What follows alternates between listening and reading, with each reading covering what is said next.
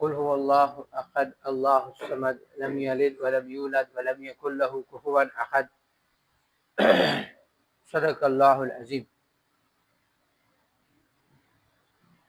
واجب الاحترام عزیز ساتھیو، اللہ جل شانہ کا بہت بڑا احسان ہے کہ اللہ نے ہمیں ذکر کے لیے اکٹھا فرمایا۔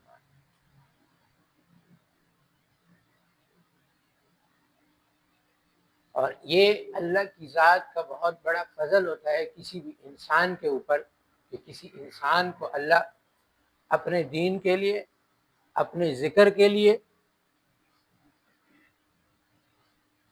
اپنے نام لیواؤں میں شامل کر لے۔ یعنی اس کی سب سے بہترین مثال جو اللہ نے قرآن میں فرمائی ہے کہ ہر انسان دنیا کے اندر سکون ڈھونڈ رہا ہے، کس کی تلاش میں؟ کہ مجھے سکون مل جائے، مگر اللہ نے فرمایا کہ سکون کس میں ہے؟ میری یاد میں ہے۔ کس میں ہے؟ یعنی سکون اس چیز کا نام نہیں ہے کہ آپ کے لیے دنیا کے اندر آسانیاں ہیں۔ سکون آسانیوں کا نام نہیں ہے، سکون اس چیز کا نام ہے کہ آپ کے اوپر مشکل بھی ہے، آپ کے اوپر آزمائش بھی ہے، آپ کے اوپر حال بھی ہے، مگر انسان کو سکون یہ ہے کہ اللہ میرے ساتھ ہے۔ جب اللہ کے ہونے کا یقین ہے تو اس کو یہ بھی پتا ہے کہ یہ مشکل زیادہ دیر رہنی نہیں، یہ ختم ہو جانی ہے، میرے اللہ نے مجھے اس سے نکال لینا ہے۔ لیکن تب ہوگا جب وہ اللہ کی یاد میں ہوگا۔ جب وہ اللہ سے دور ہوگا تو پھر اسے اللہ کی ذات کا یقین کیسے ہوگا؟ ہو سکتا ہے کسی انسان کی محبت انسان کے اندر تبھی آتی ہے جب وہ بہت زیادہ اس میں انوالو ہوتا ہے، اس کے ساتھ باتیں کرتا ہے، اس کے ساتھ وقت گزارتا ہے۔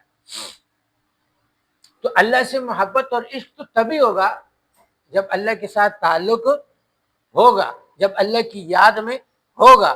جب اللہ کی یاد میں ہوگا تو دل کے اندر سکون ہوگا۔ وہ کسی نے کہا نا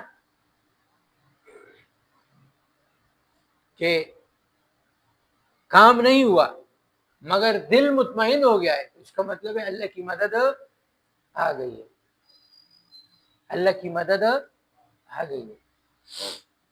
اور جب دل مطمئن نہیں ہو رہا تو اس کا مطلب ہے کہ ذکر میں کمزوری ہے۔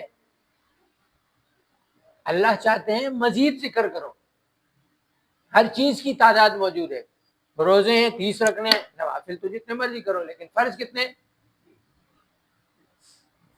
نمازیں ہیں 5 ہیں، نوافل پڑھے، لیکن تعداد کیا ہے؟ 5 ہے۔ حج زندگی میں ایک بار کرنا ہے،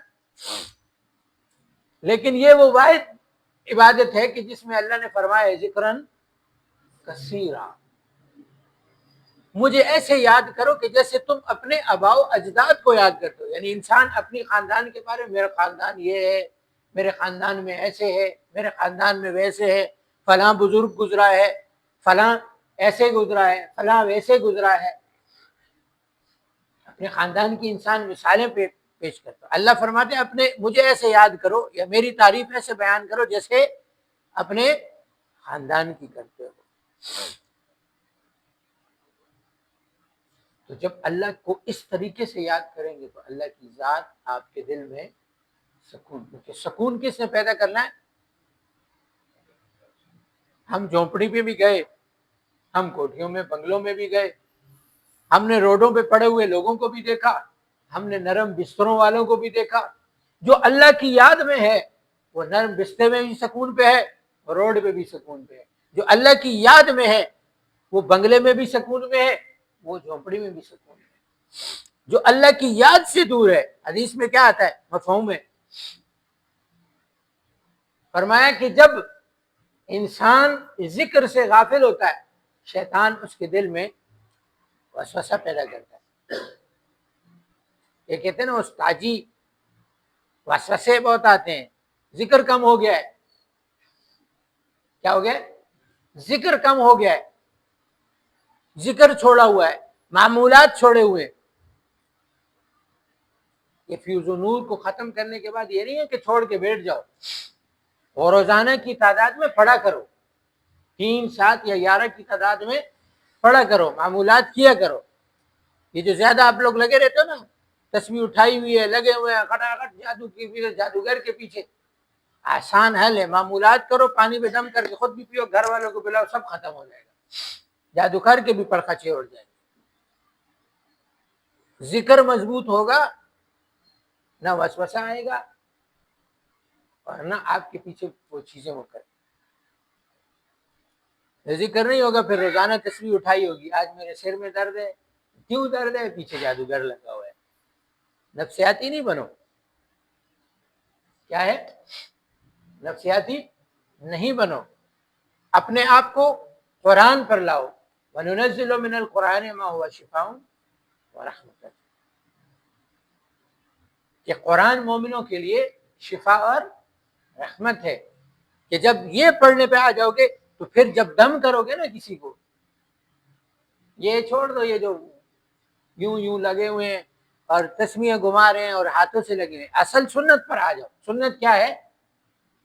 دم کرنا، چاہے بسم اللہ پڑھ کے دم کرو، بسم اللہ پڑھو، ایسی عادت ہو جائے کہ بسم اللہ پڑھی ہے اور پھونک ماری ہے اور غائب۔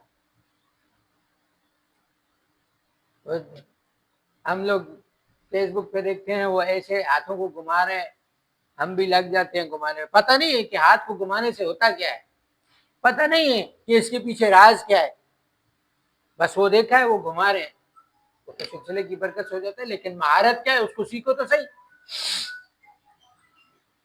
سیکھنے کے بعد کوئی کام ہوتا ہے نا، یا سیکھنے سے پہلے ہو جاتا ہے؟ پھر جب وہ چیزیں شروع ہو جاتی ہیں، کرنا شروع ہو جاتے ہو، جب مسائل شروع ہوتے ہیں پھر آگے کہتے ہیں جی میرے اوپر مسائل، تو جو چیز آپ نے سیکھی نہیں وہ کرتے کیوں ہو؟ جب لطائف کے اوپر کام کیا ہی نہیں تو پھر خالی تو وہ کیا کہتے ہیں، تخصص پہ رقیہ پڑھ کے وہ لطائف والے جو ہے نا وہ کاٹیں کرو گے تو پھر طبیعتیں تو خراب ہوگی نا۔ جب اپنی ٹینکی ہی خالی ہے تو پانی کیسے دو گے؟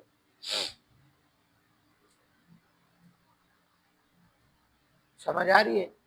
اس لیے ہر چیز کو مجاہدے کے ساتھ، مجاہدہ شرط ہے، کیا ہے؟ مجاہدہ شرط ہے، محنت شرط ہے، پھر اللہ وہ چیزیں دے گا۔ پھر بننے کا شوق سب کو ہوتا ہے، محنت کوئی بھی نہیں کرنا چاہتا ہے، لیکن حضرت شیخ فرماتے ہیں نا، پیرا پیری بڑی دور ہے، اچھی لمبی کھجور ہے، مل جائے تھے بیرا پار، نہ ملے تھے سب چکنا چور۔ محنت کرو، اذکار کرو، کہ جس کے ذریعے سے آپ کو، اکثر لوگ جو کیا کریں گے، باقی اسباق ختم کریں گے، فیوز نور ختم ہو گئے، جی کہاں ختم ہوئی؟ کلمہ اور اللہ، نہیں وہ نہیں ہوا، باقی کہہ رہا ہوں ختم، تو ختم فیوز نور کیا کلمہ اور اس میں ذات فیوز نور کا حصہ نہیں ہے؟ کیوں بھائی حصہ نہیں ہے؟ تو پھر کیوں کہتے ہو ختم ہو گیا؟ پھر جو سب سے بڑا وظیفہ وہ تو رہتا ہے، پھر کہتے ہیں میں یہ چلہ کر لوں، میں وہ چلہ کر لوں، بھائی جو نصاب ہے سب سے پہلے وہ ختم کرو، جو وقت ادھر لگاؤ گے وہ وقت ادھر لگاؤ، اس کے ساتھ سلاسل کے اسباق کرو، پھر آپ کے اوپر چیزیں کھلیں گی۔ ہمیں جو چیزیں 5 سال 6 سال بعد ملی ہیں، اب لڑکے وہ ادھر 30 وظیفے ہوتے ہیں تو وہ کہتے ہیں میں کل بھی وہ کر لوں، وہ تسبیح کی اجازت دے دیں، مجھے فلاں اجازت دے دو، بھائی ابھی تو پاؤں رکھا ہے خود ہی۔ ہم اب ہوتا کیا ہے، ایک کا شاگرد ہوگا، دوسرا سے تجھے کل بھی اجازت ملی ہے کہ نہیں ملی ہے؟ اب اس کو پتہ بھی نہیں ہوتا کل بھی کیا ہے، تجھے ابھی تک استاد جی نے اجازت نہیں دی، تجھے فلاں چیز ابھی تک نہیں ملی، تو پھر نصیب کہاں گیا؟ جب آپ کے نصیب میں نصیب کے علاوہ چیز لینے کی کوشش کرو گے، ایک استاد مجاہدے کو ایک مثال آسان سی دیتا ہوں کہ ایک آدمی کے لیے اسے کس طرح جانا ہے، 3 میلہ پہ کہاں جانا ہے، تو 3 میلے سے یہاں تک راستہ 5 کلومیٹر بنتا ہے، اور وہ پہلے یہاں سے جاتا ہے 9ویں میل پہ، اور پھر 9ویں میل سے پھر 3 میلے پہ، تو راستہ بڑھا کہ کم ہوا؟ تو جیسے ہی آپ نے راستہ دوسرے سے پوچھا نا، آپ کی محنت بڑھ گئی، آپ کی محنت کیا ہوئی؟ بڑھ گئی۔ اسی لیے تو وہ کہتے ہیں نا، عاشق جلدی پا لیتا ہے، کیونکہ وہ ادھر ادھر نہیں دیکھتا ہے، نہ کسی میں چلتا ہے، اس کو پتا ہے یہاں سے ملا ہے، آگے بھی یہیں سے ملنا ہے۔ اپنے مسائل کبھی ایک کے پاس بیٹھ کے سنا رہے ہوگے، کبھی دوسرے کے پاس بیٹھ کے سنا رہے ہوگے، کبھی تیسرے کے پاس بیٹھ کے سنا رہے ہوگے، تو مشقت کس نے بڑھائی؟ جہاں سے سسٹم چل رہا ہے وہیں سے چلاؤ، آنا تو تم نے گھوم پہ پھر ادھر ہی ہے، جس نے تمہیں فیض نور پہ لگایا۔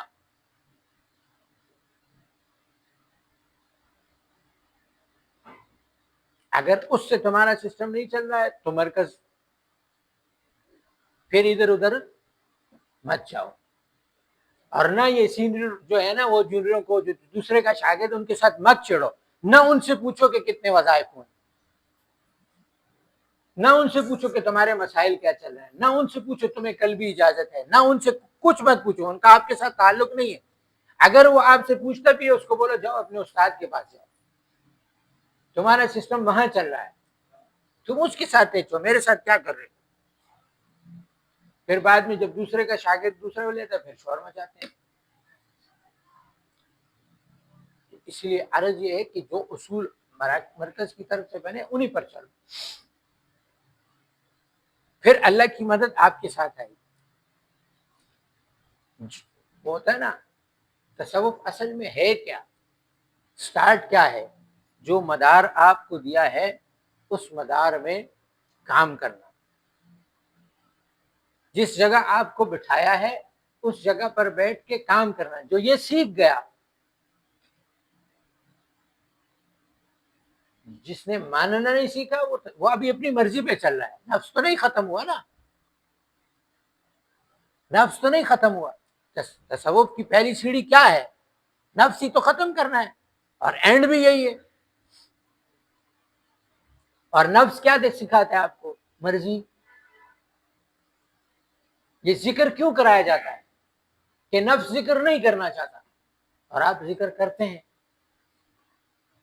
یعنی اس کی ایک واقعہ حضرت سناتے ہوتے ہیں کہ ایک بزرگ تھے، اللہ والے تھے، وہ بیمار ہو گئے، تو ایک غیر مسلم تھا، ان پہ غشی طاری ہوئی، تو ان کے شاگرد چلے گئے ان کے پاس، اس غیر مسلم کے پاس، کہ بھئی ہمارے، انہوں نے اس کو جو بھی اپنا طریقہ علاج سے علاج کیا، تو وہ ہوش میں آ گئے، تو انہوں نے کہا تمہیں کس نے بلایا؟ اس نے کہا مجھے آپ کے شاگردوں نے بلایا، آپ کے ساتھ یہ مسئلہ تھا۔ تو انہوں نے اس سے پوچھا کہ تمہیں یہ چیز کیسے ملی؟ تو انہوں نے کہا جو مجھے نفس کہتا ہے وہ میں نہیں کرتا، جو مجھے نفس کہتا ہے وہ میں نہیں کرتا۔ کمال یہ ہے اس کا کہ وہ ایک غیر مسلم ہو کے ایک اللہ والے کا علاج کر رہا ہے، ملا کس کے اوپر؟ کہ وہ اپنی مرضی کو ختم کر رہا ہے۔ تو انہوں نے کہا اچھا تو اپنی بات پہ قائم رہے گا کہ تو نفس کی مرضی پر نہیں چلتا؟ انہوں نے کہا ضرور، کیوں نہیں؟ کہا پھر کلمہ پڑھو۔ انہوں نے کہا یہ نہیں کر سکتا۔ انہوں نے کہا تو خود کہتا ہے میں نفس پرست نہیں ہوں، تو نفس تو تمہیں کبھی نہیں پڑھنا دے گا۔ اگر تو آج اس پر نہیں آتا تو تیرا سب کچھ جائے گا، تو اپنے اصول کے خلاف جا رہا ہے۔ مجھے تھوڑا سا ٹائم دے، تھوڑے سے ٹائم کے بعد پڑھاؤ کلمہ پڑھ لیا، ڈائریکٹ اللہ نے ولایت دی، کیونکہ وہ پہلے سے اصول پہ چل رہا تھا۔ ہم کیا کہتے ہیں؟ استاد جی میری مرضی پر نہیں چلتے، استاد جی مجھے ڈانٹتے ہیں، سلسلے کے لوگ میری مرضی پر نہیں چلتے۔ تیری مرضی کہاں سے آ گئی؟ تیرا مزاج کہاں سے آ گیا؟ تو میرا مزاج ہے، سلسلے کا مزاج تو نہیں ہے۔ میں اصول بیان کرتا ہوں، میرے اصول کوئی نہیں سنتا۔ بھائی تمہارے اصول کہاں سے آ گئے؟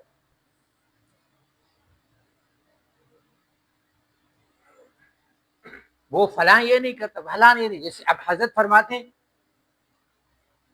ہم لوگ کیا کہتے ہیں، اپنے ساتھیوں کی یا دوسرے ساتھیوں کی برائیاں بیان کر رہے ہوتے ہیں. صحابہ کا مزاج کیا ہے، حضور کا مزاج کیا کہ برائیاں بھی نہیں سنتے تھے، ہٹا دیتے تھے، منہ پھیر لیتے تھے. اور ہماری محفلوں میں کیا ہوتا ہے،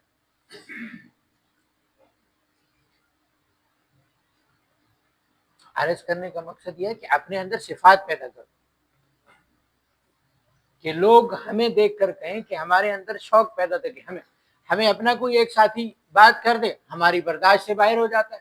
فلانے نے مجھے یہ بات کر دی، وہ سب فطرتی بات ہے، آتا ہے، مگر معاف کرنے میں اور معافی مانگنے میں دیر نہیں کرنی چاہیے. معاف کرنے میں اور معافی مانگنے میں دیر نہیں کرنی چاہیے. کس لیے کہ یہ اللہ کو پسند، کسی انسان کے لیے نہیں. انسان، میں نے عرض کی، غصہ فطرتی بات ہے، غصہ آتا ہے، لیکن اس غصے کی وجہ سے کسی سے اتنا ناراض رہنا کہ اس بات کو دل کے اندر بٹھا لینا اور کئی دنوں تک یا کئی مہینوں تک کسی سے نہ بولنا، یہ تصوف کا مزاج نہیں ہے. اور بننا ہم چاہتے ہیں ولی، اتنا آسان ہے.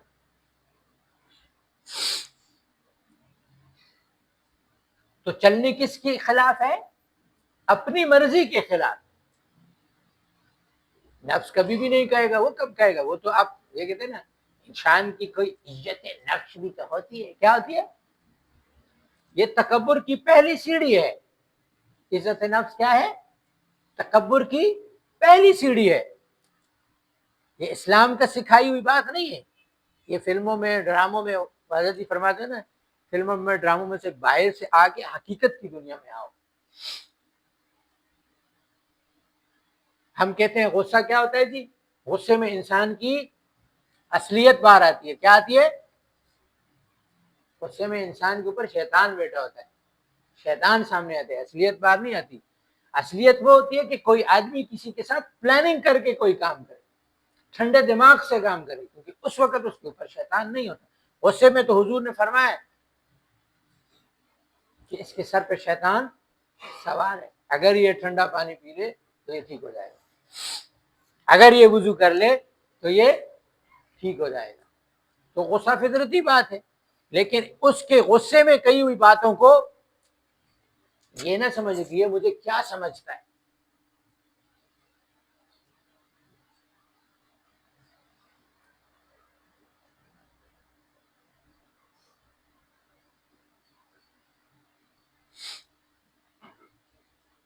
عرض یہ ہے کہ یہ جو اللہ نے ہمیں سلسلہ دیا ہے، تو اس میں صرف یہ نہیں کہ ہم ذکر کرتے رہیں، بلکہ ذکر کے ساتھ ساتھ یہ صفات ہم نے اپنے اندر پیدا کرنی ہے. اپنی مرضی کو ختم کرنا ہے، اپنی مرضی کو سلسلے کے تابع کرنا ہے.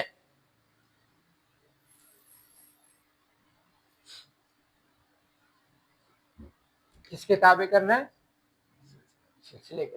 نفس سب تابع ہوگا، خود ہی معالج، اپنے معالج اور دوسرے کے اندر بھی اس نسبت کی خوشبو کو پھیلا دیں. جب یہ ذکر کرے گا تو ذکر کے اندر، اس کے اندر وہ کیا کہتے ہیں بابا بلے شاہ، مرشد میرے من وچ لائی ہو مشک. ہاں کیا ہے؟ الف اللہ چمبے دی بوٹی، مرشد میرے من وچ لائی ہو. بوٹی اندر مشک مچایا. یہ جو بیج اندر لگ جاتا ہے نا نسبت کا، یہ ذکر کے ساتھ اور مرشد کے ساتھ ملاقات کے ساتھ جب یہ مشک، یہ درخت بنتا ہے نا، تو ظاہر کچھ بھی ہو، باطن میں ہو چلتی رہتی ہے.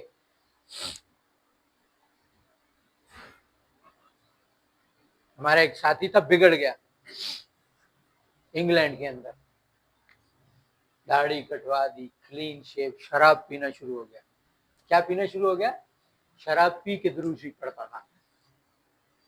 شراب پی کے وہ کہتے تم شراب پیو. دیکھا ہے یہ اندر سے آواز آتی ہے, اس کو میں روک. یہ ہے نسبت. اندر سے نور زمان کی آواز نہیں آ رہی ہے. کس کی آواز آ رہی ہے؟ درود شریف کی آواز. یہ ہے نسبت کہ مرشد کے ساتھ جڑ کے مرشد کا نام نہیں آئے گا, اللہ اور اس کے رسول کا نام آئے گا. جس ماحول میں مرضی ڈل جاؤ. حضرت کیا فرماتے ہیں کہ دیوبند کا اصول کیا تھا؟ جب لارڈ مکالے نے کہا تھا ہم ایسے لوگ بنائیں گے, ہم ایسے لوگ بنائیں گے جو اندر سے تو ہندوستانی ہوں گے, اوپر سے انگلستانی ہوں گے, یعنی چمڑی ہندوستانی والی ہوگی, مگر جو رنگ و روپ ہوگا وہ کس کا ہوگا؟ انگلستانی ہوگا.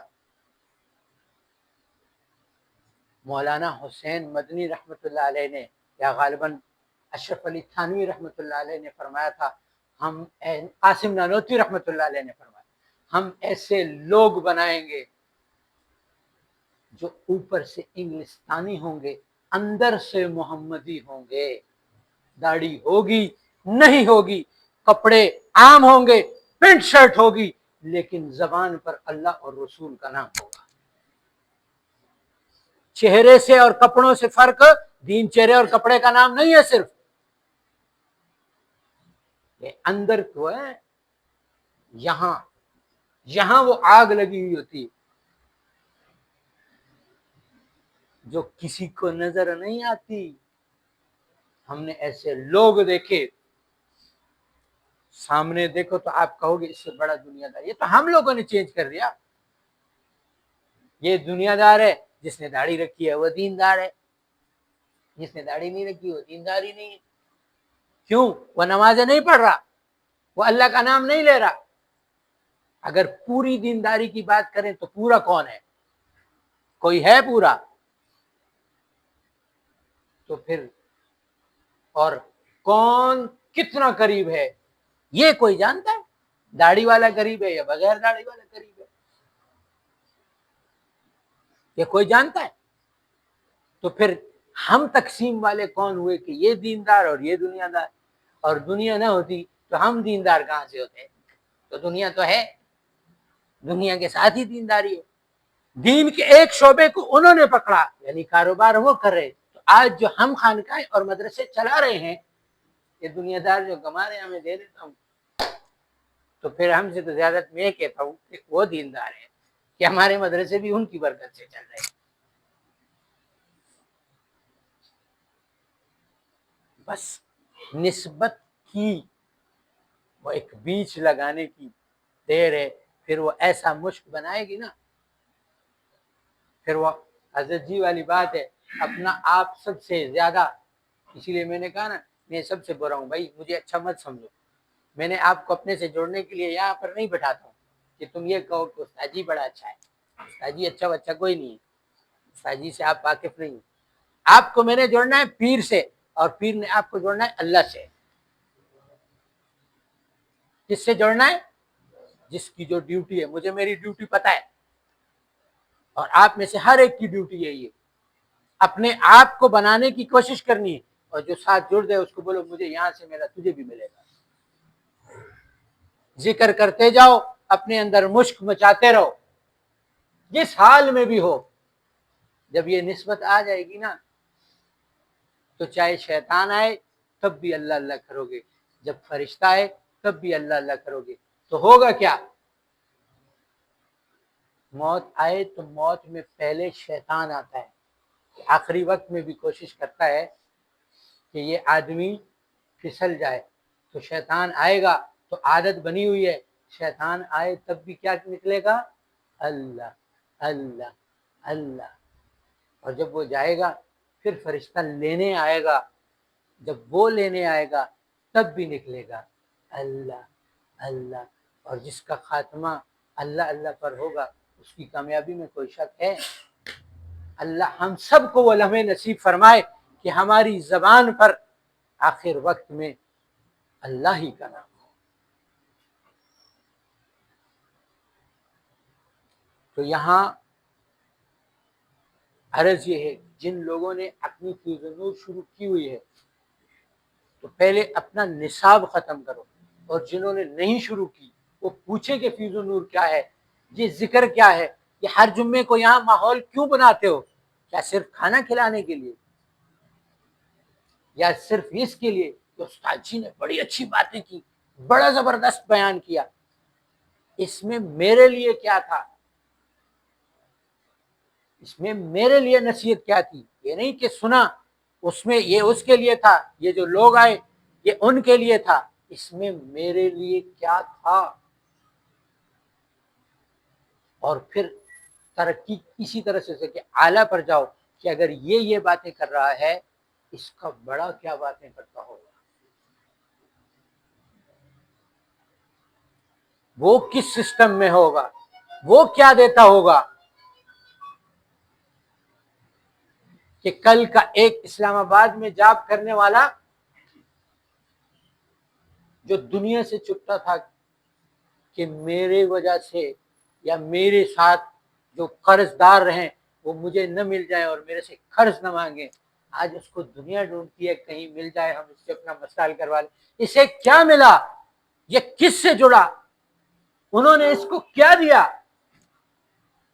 کہ آج منہ سے نکلتی ہے تو اللہ کی بات ہے۔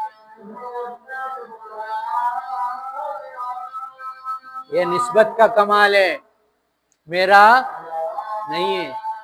جب نسبت اندر مشک مچاتی ہے، اندر کی لگی آگ کو ہوا ملتی ہے تو وہ نکلتا ہے جو مجھے بھی نہیں پتا ہوتا کہ میں کیا بول رہا ہوں۔ اور میں نے عرض کی میں یہ چاہتا ہوں کہ جو مجھے ملا وہ میرے استادوں کو بھی ملے، میرے شاگردوں کو بھی ملے، میرے دوستوں کو بھی ملے، میرے رشتہ داروں کو بھی ملے، کیونکہ اللہ کے ساتھ تعلق یہ ہر کسی کو نصیب نہیں ہوتا، مانگنے سے اور کوشش سے ملتا ہے۔ اللہ ہم سب کو نصیب فرمائے۔ الحمدللہ رب العالمین وعاقبۃ للمتقین والصلاۃ والسلام علی سید الانبیاء والمرسلین۔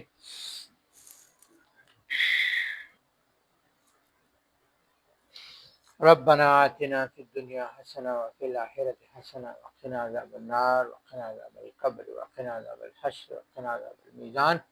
ربنا ظلمنا انفسنا وان لم تغفر لنا وترحمنا لنكونن من الخاسرین۔